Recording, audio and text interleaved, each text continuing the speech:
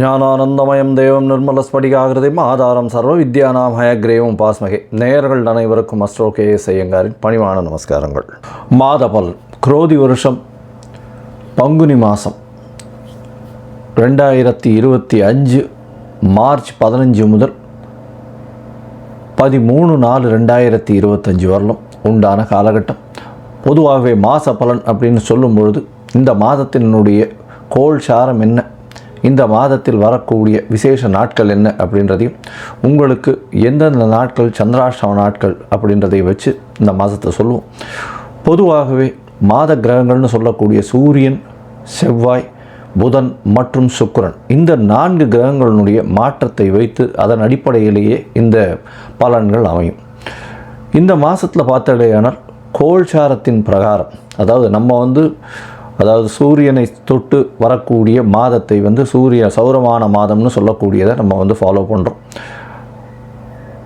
ஆந்திரா, கர்நாடகா இந்த மாதிரியான ஸ்டேட், அதாவது மாநிலங்கள்லாம் பார்த்திங்கன்னா அவங்க சந்திரமான மாதங்கள் அப்படின்னு சொல்லக்கூடியதை ஃபாலோ பண்ணுறாங்க. சந்திரமான மாதம் அப்படின்னு சொல்லக்கூடியது பௌர்ணமிக்கு அடுத்த நாளோ அமாவாசைக்கு அடுத்த நாளோ வரக்கூடிய பிரதமையை எடுத்து மாதத்தின் முதல் நாளாக கொண்டு செய்யக்கூடியது.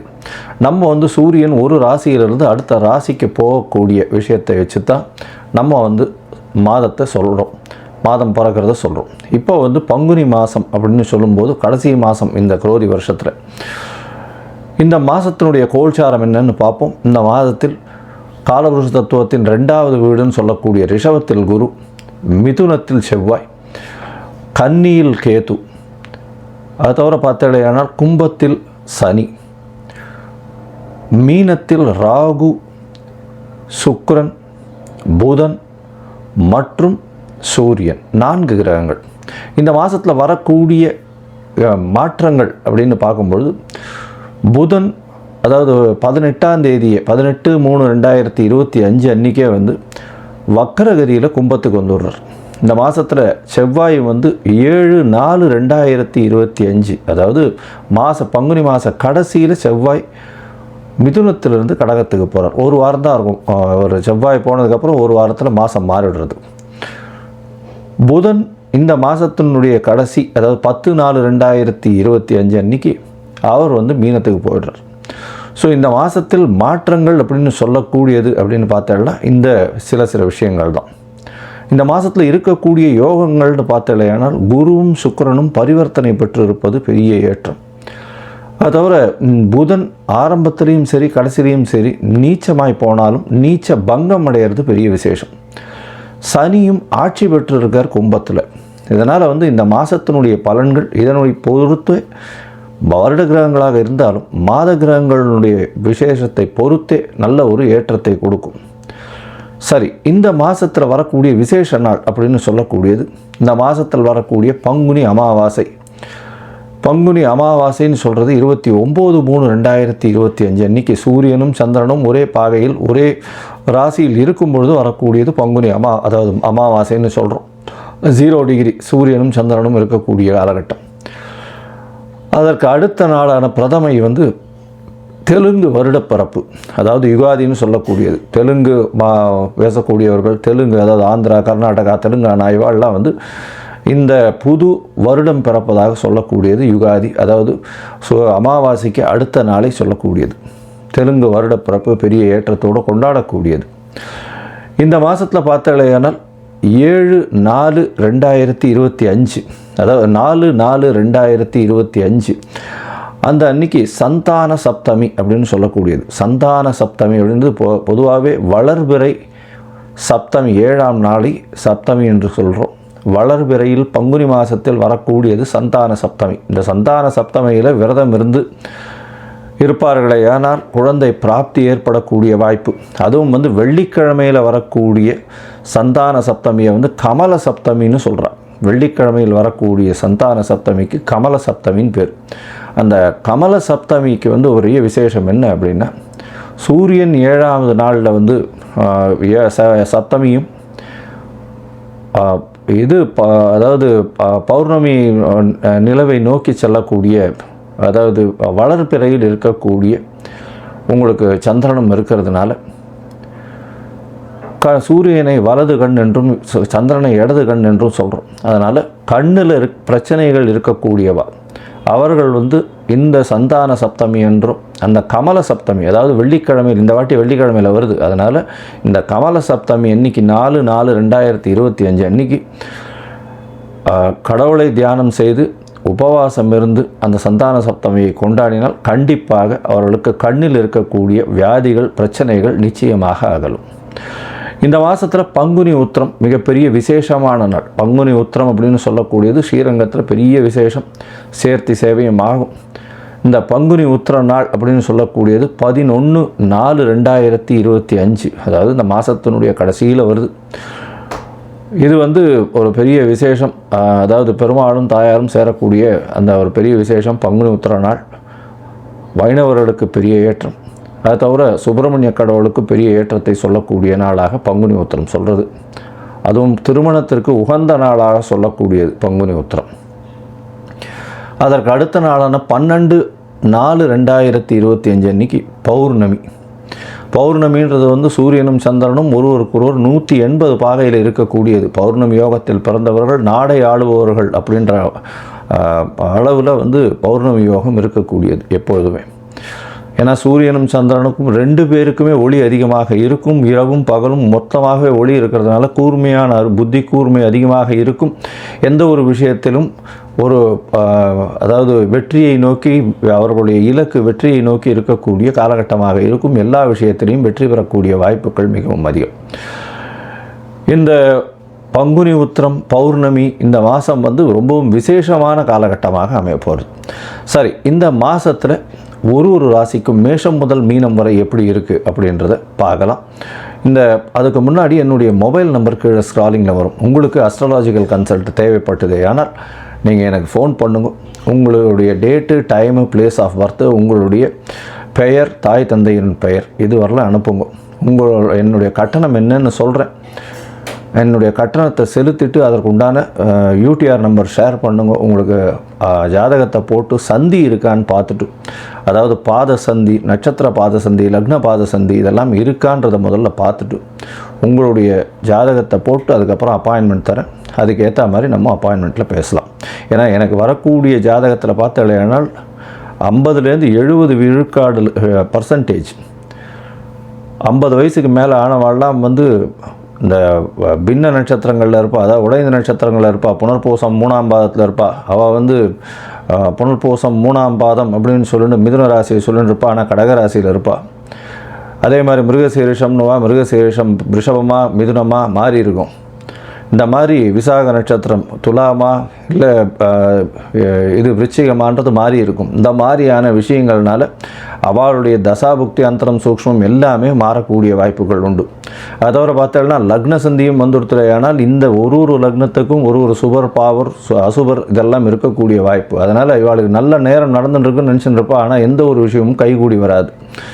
அது ஒரு மிகப்பெரிய பிரச்சனையில் போய் விட்டுருக்கும். அதனால் அவளுக்கே புரியாது. முதல்ல இந்த சந்தி இருக்கான்றதை செக் பண்ணிவிட்டு பார்த்துட்டு ஜாதகத்தை போட்டதுக்கு அப்புறம்தான் உங்களுக்கு நாங்கள் அப்பாயின்மெண்ட் தர முடியும்.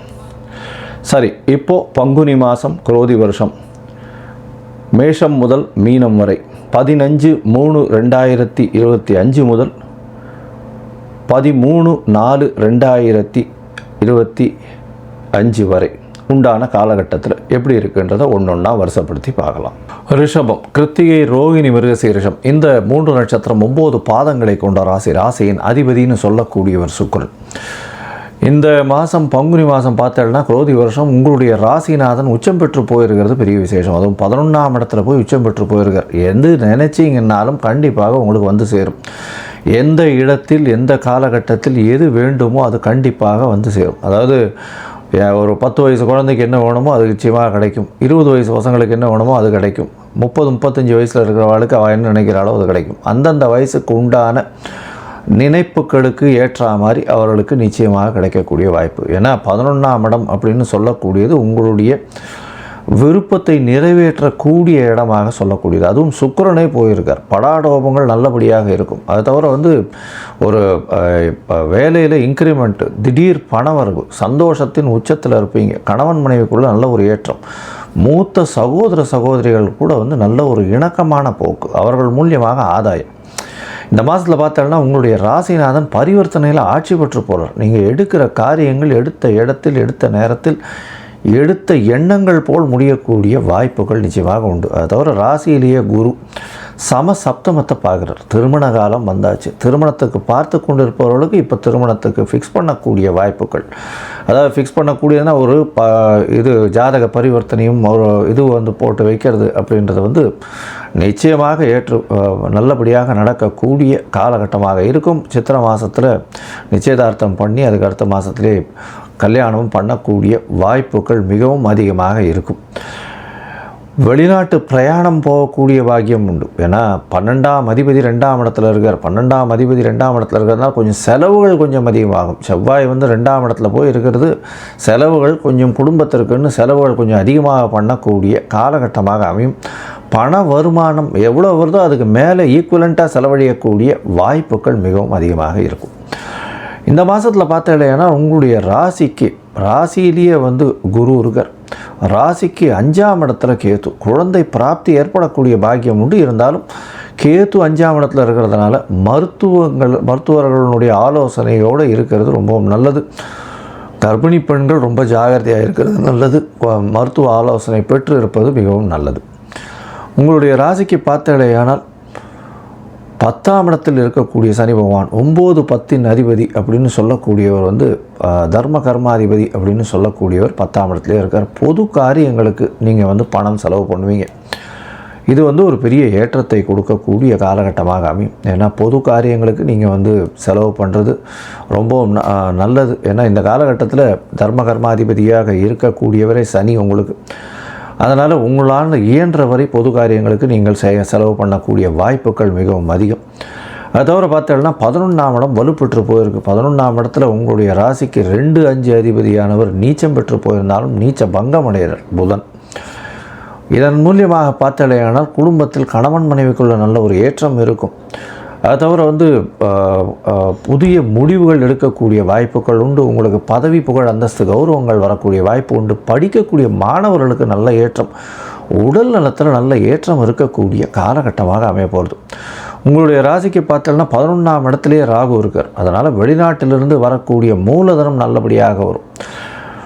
பார்ட்னர்ஷிப் பிஸ்னஸில் பெரிய ஏற்றம் கிடைக்கக்கூடிய காலகட்டமாக இருக்கும். அதன் மூலியமாக பணம் வரக்கூடிய வாய்ப்புகள் நிச்சயமாக உண்டு.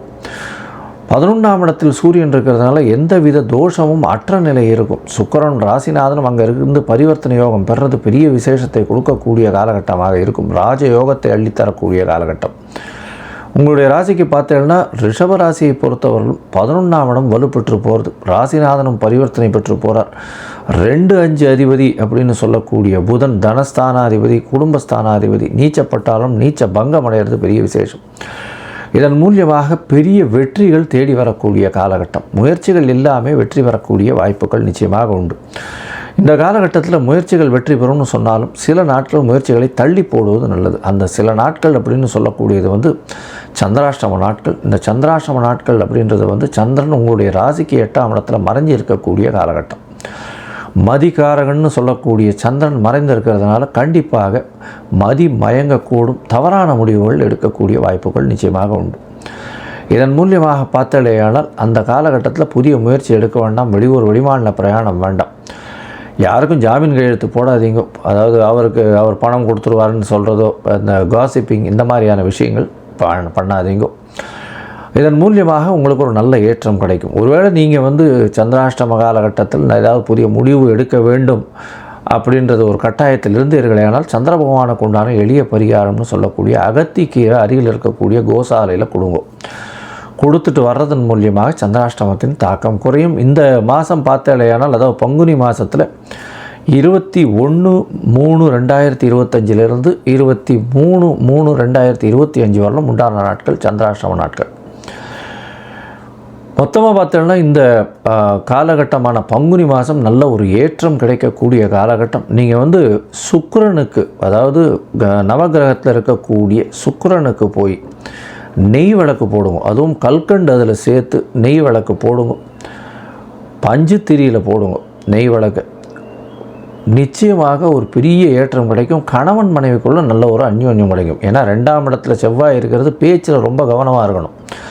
அதனால் அதுவும் 12ஆம் அதிபதியே 2ஆம் இடத்துல இருக்கிறதுனால கணவன் மனைவிக்குள்ள அந்யோன்யம் குறையக்கூடிய வாய்ப்புகள் உண்டு. அதனால் இந்த சுக்கிரனுக்கு உண்டான பரிகாரம் பண்ணுங்க. ஸ்ரீரங்கம் போயிட்டு வாங்க, தாயாரை போய் சேவிச்சுட்டு வாங்க. மொத்தத்தில் பார்த்தீங்கன்னா ரிஷபராசிக்காரர்களுக்கு ஒரு வரப்பிரசாதமான மாதம்.